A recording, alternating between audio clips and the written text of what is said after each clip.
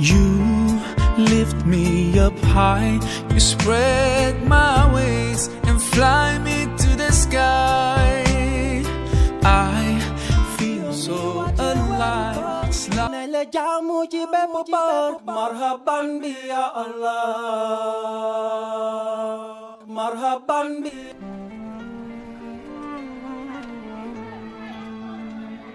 You lift me up high, you spread my wings and fly me to the sky. I feel so dugg ci biir parce que tey moom damaa sonn wax ko dëgg fa yàlla bàyyi rek ma ràcc nii siiw mën naa mu romb fi bu rombee rek dina ma soow tey moom damaa xiif a xiif ba nga xam ne du papa du yaay tey moom damay rëcc damay exploser kër gi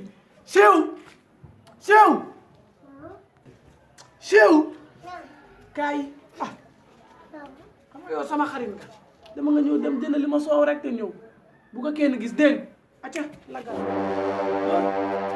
Marhaban bi ya Allah, marhaban bi ya Allah. waa kii moom dafa yàgg sax si man ci soo mi ma ko yónni waaye déedéet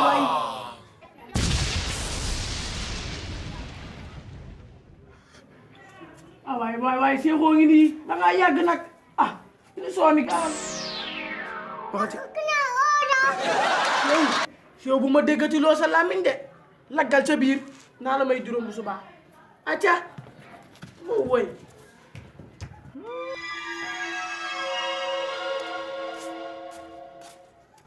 doom yi dafa mel ni soo ak Amadou gi hii sama papa du ma gis sax xaaral rek soom yi daa neex di daal kër gi daal mooy loolu daal xam naa ni Kora moom gisuma ko. papa yow ndax fii la ngay toog.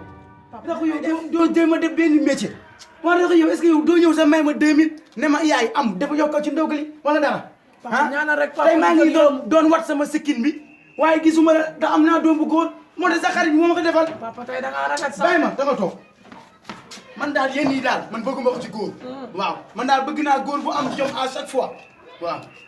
papa dinaa liggéey yi dafa jotagut ñaanal ma rek dafa ay ñaan lu jot yow. waaw luy xeeñ. araxu. moom waaw araxu lii lan la. papa lii ndoxu gawe gi la gawe. araxu lii lan la. bu daan aadama di jaay moo nekk nii de. laa ilaha illallah. waa araxu boo jëlee soow xanaa araxu wóoroo. waa araxu nii lañ lay bàyyi araxu. papa damaa wóor na papa bul ma ko jiiñ. waa araxu sa gémmiñ gi nag. papa nee naa lii gawe gi la. bu dee weeru koor gi nii lay def jëlal paan nga dégg sa yaay bu may ma sama jàmm waaye yow chaque jour nii rek waaye tey doo sama malaakal moo di de soo mi ne maa koy mar ak jàmm